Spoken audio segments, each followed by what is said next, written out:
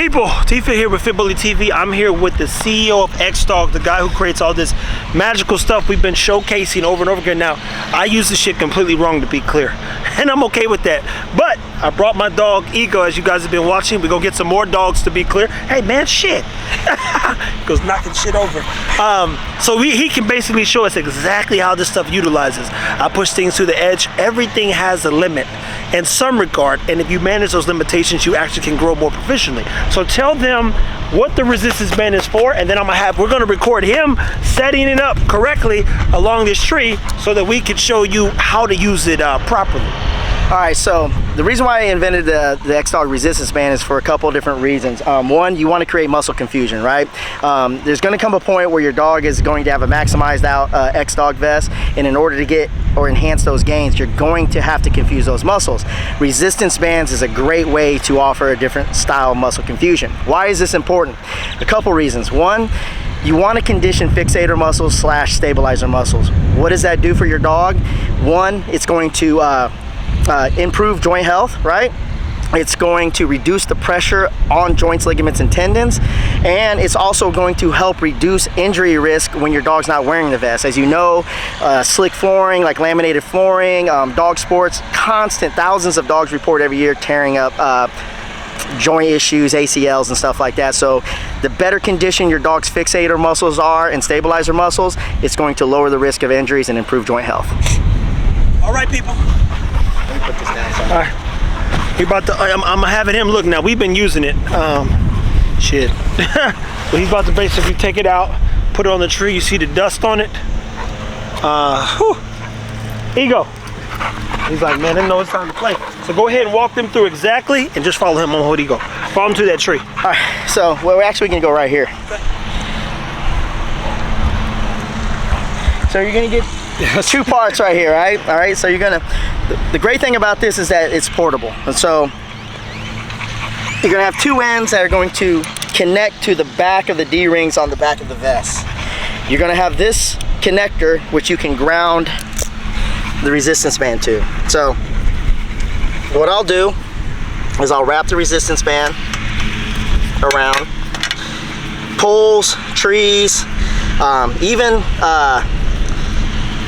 if you go to like a Walmart or a store like that, they'll have those swivel grounders that you can connect your dog to. And so what you're going to do here, as you can see, tighten up as much as possible, and then you're going to connect this D-ring with this D-ring. Whoops. There we go. Whoops. Sorry about that. This is what we want right here. There we go. Now we're going to take Ego and bring him over here. Now, a couple important things. You don't have to bring this very far out to condition stabilizer muscles. You want to bring, like right here, this is conditioned tight. We got about 120 pounds of resistance, 120 pounds right here. It's going to be 60 pounds on a single band. We're going to double it up for him. Now, as you can see, you want to stay right here, and you want to come just out to about right here, and you want to stabilize. This right here is what's going to condition those fixator muscles, which is going to protect the joint, ligaments, and tendons around your dog's elbows and bone areas and joint areas. So we'll connect them right here.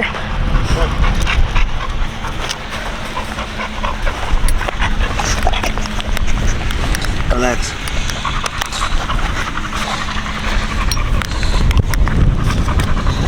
You have a tugger? Yeah. No, I'm about to pull it. I don't want to pull it out yet. You get wired up. So he's extended out right here. That's about as far as you need him. Boom. A lot of people making a mistake bringing the dog too far out, but you want stabilization.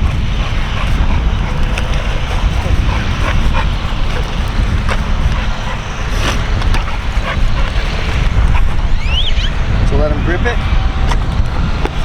Walk him in just a little, right? Just bring that just a little bit more. Right there is where you want him. He doesn't need to go any farther out.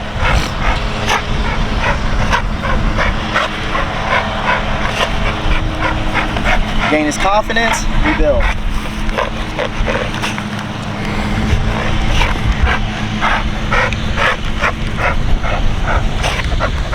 getting about 120 pounds of resistance combined with the resistance that the weight vest offers.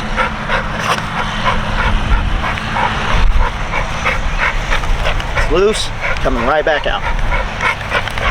Even me holding him here, I'm feeling conditioning into my legs right here.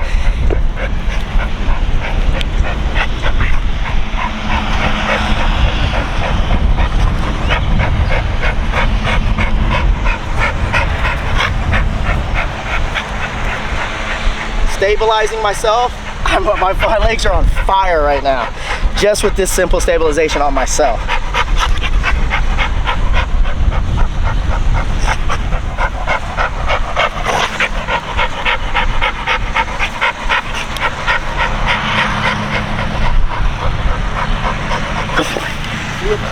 Woo. So you're just holding him there. I have so much lactic acid built up in my arms and in my legs and even around my core.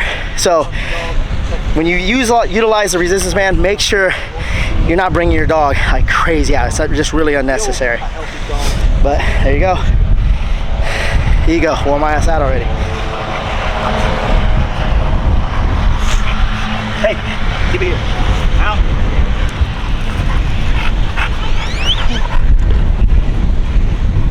My legs are on fire, dog. You breathing hard, I can hear it. I think I'm gonna have to modify the vest a little bit. Yeah. For this. Like adding I think I'm gonna have to add additional straps. Yeah. Connect here and here. Yeah. That you add on. Yeah. Part of our job here at XDOG, people, is I'm gonna push things to the extreme, but it's more importantly, it's important to see for the boss to get his hands on it. Guy Kawasaki used to say, if you couldn't put your product on display, you shouldn't be even talking about it. And this is the guy who was right there with Steve Jobs and those guys when they were building Apple. So put him out here. I wanted to put more dogs. Again, there'll be more dogs. More dogs we're gonna put in perspective so he can see firsthand ways in which he can improve the vest, because people like myself, we work out, we fit, we already know what the max limit is on the vest. Like I've even ego weighted it. It's a word he uses, and I don't mean ego because this is ego. I mean like you put too much damn weight in the vest, to be clear. So you come over here, Jamarcus, watch what he does. He'll naturally do this, right? So just stay right there and act like you're just talking. Watch him, like don't let him have it. Like, but watch, he'll eventually go backwards by himself, because stabilizing, he'll eventually get tired. He's gonna go back to reduce the stress.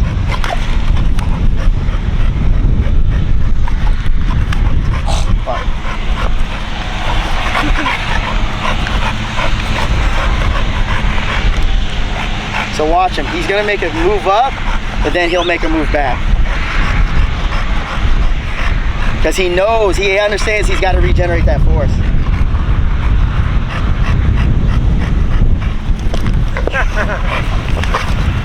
You'll get a good bite.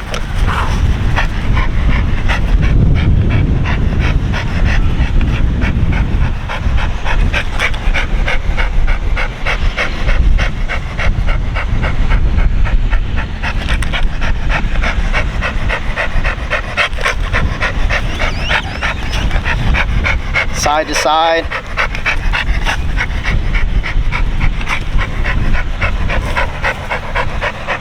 Again, this is going to condition his fixator muscles, which is going to reduce pressure on his joints, improve joint health, and lower the risk of injury when he does not have his XDOG vest on. So just competing in general or just playing around in general. So part of what you say is one of the goals is also too, people, is be patient with it, right?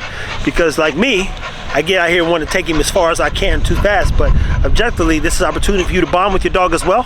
Continue to build that connection. Look at the boss man here, playing with the dog. He's building some stabilizer muscles himself.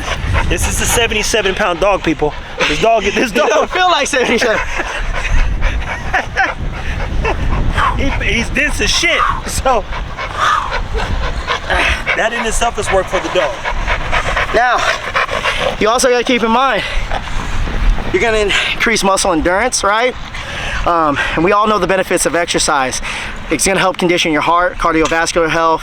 It's going to lower the blood pressure. It's going to slow down the aging process of living cells. Your dog's going to live longer, improve digestive health, build muscle, right? I mean, a lot of you guys utilize it to build muscle. And so there's so many health benefits linked back to this. And so if you're not cardioed up like your dog, you're gonna be pretty tired. Dog, that's a workout. Yeah. And you see why we out there in the yard every day trying to push these things, man. I personally like to see my dog get better. I'm really studying right now the muscle physiology of how the muscles work inside of a dog's body, how to really maximize them. Right now we know that ACLs, dogs don't tear ACLs, aka they don't tear it here. And just like humans, you tear your ACL in your knee, right? So why is that? Well, 70% of the dog's body, 70% of the front part of the dog's body is doing what? It's managing their weight all day. So you go, how do we build these hips effectively? So we can reduce the amount of injuries that are taking place, but even more importantly, as he's already got, strengthen these things so that these joints can live a little bit longer. Because those are the first things to go. Yeah, absolutely. First things to go. Yeah, and so there's been this big misconception that weight resistance or resistance training, strength training is hard on joints, ligaments, and tendons, and that's just not the case. There was a study that we just recently read upon and found where they had dogs running on a treadmill for 75 minutes a day, well, basically a fast-paced walk. It had 130% of their dog's body mass weight in a weighted jacket. So basically, if a dog's 100 pounds, they're wearing a 130-pound weighted jacket, and they did this for 10 years. And after 10 years, osteoarthritis or any joint issues, there was nothing. And so that let us know that that study showed that it's genetics. And so a lot of dogs deal with genetic issues when it comes to arthritis and joint issues. So it's really important to take care of those joints. Anything else you think they should know about the resistance bands? I like what he said and what we said in one of our episodes too, or something I put up. We're working the dog around the tree, right? Because you want to work both the left and the right side. Can you hold on to him? Yeah, yeah. I want to take the resistance band off. Okay. We're working on this one where we're going to turn it into a portable spring pull and tug. We'll see. I've never seen him work this, so we'll see how he works it.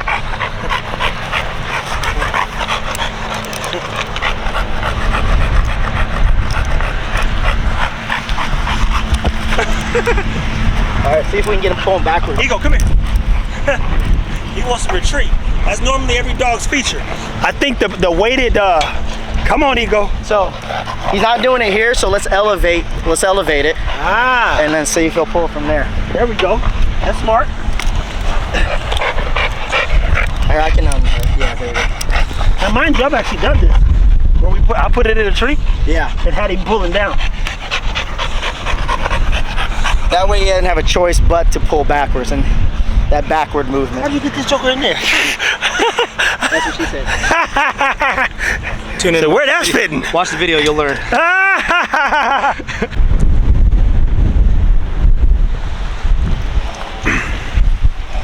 that bitch different.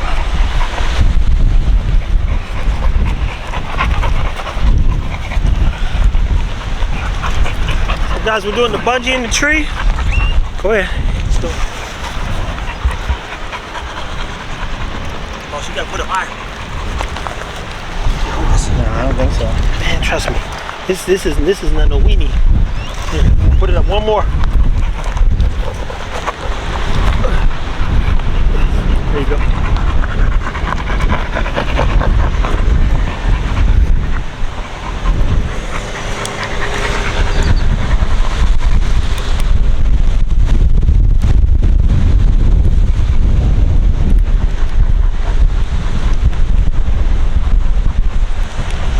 You can let him go. Again, he ain't going nowhere.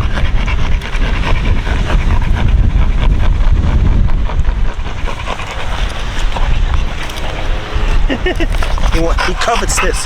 Hey! Out! Out! Out! Let go.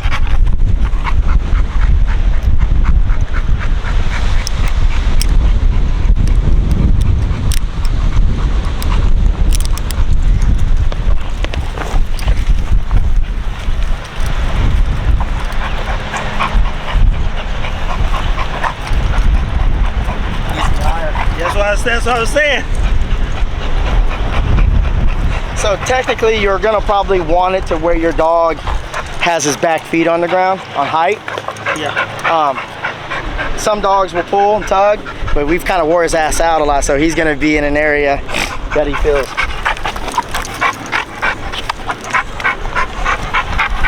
good though. That's good too, because you can just engage and get him out there. He's kind of cooked. That's good, but that's the thing. He'll keep going.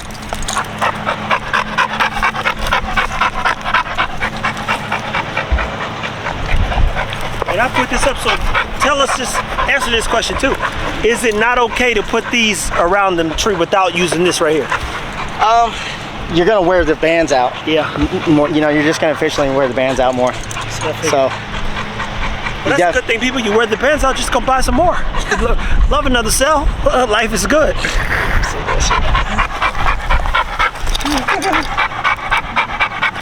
See, I like this right here.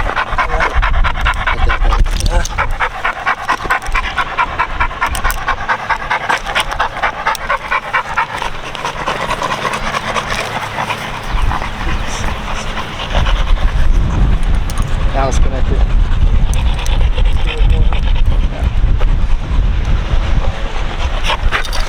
Hey, out. Out. Out, boy. Did you have it on the handles the first time, or this hook? The hook. Yeah.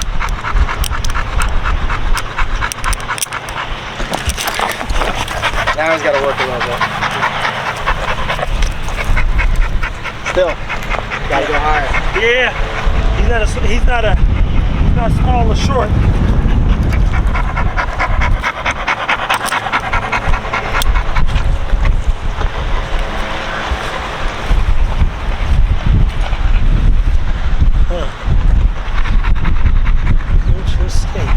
What'd you do, tie it? Yeah, I double knotted it. I ain't good at nuts. As y'all can see.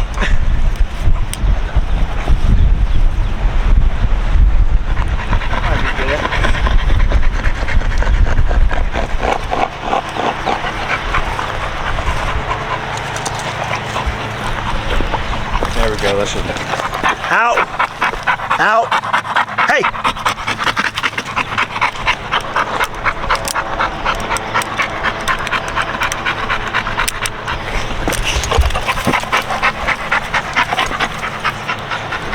Joker still got so much weight on him. So that right there, even right there, like, you know, he's got to maintain that bite. Yeah. Because if he lets it go, it'll probably spring back up some, but, you know, he's not a short dog, he's not a small dog, he's not a light dog, people. His jaws are working right now because he's barely got.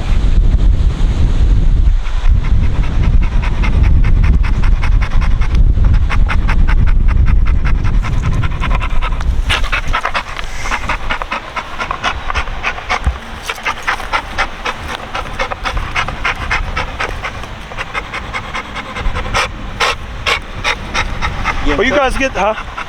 What you say? So he's starting to get cooked now. Yeah, there we go. Now, mind you, people, we work him. He did 2 miles with the weight necklace on the other day at Arbor Hill. This is one of them things where I love the XDOG stuff because it speeds up the process. But keep in mind, there's a difference between muscle development, muscle conditioning, and vascular conditioning. So he's got to do his walks, and eventually, you know, he's only 10 months old. He won't even be 2 years old. Or a year old for that matter, for another month or two. That being said, we're slowly but surely finding ways to help speed up the process. And speeding up the process, people, it ain't really a fast process. For those who know about working out, if you start at 135 and you want to bench 225, it take a little bit. It take a little bit. You want to run 3 miles and do it in a certain time, it take a little bit. So pace yourself, pace your dog, and take your time. Anything else you want them to know? No, man, just get out there and exercise your dogs. I mean, our whole thing is we know the importance of exercise. And so 2 things are going to help your dog live longer: exercise and nutrition, and doing it consistently. So build a consistent program, man. Whether you utilize these tools or not, get outside and work your dogs. There you go.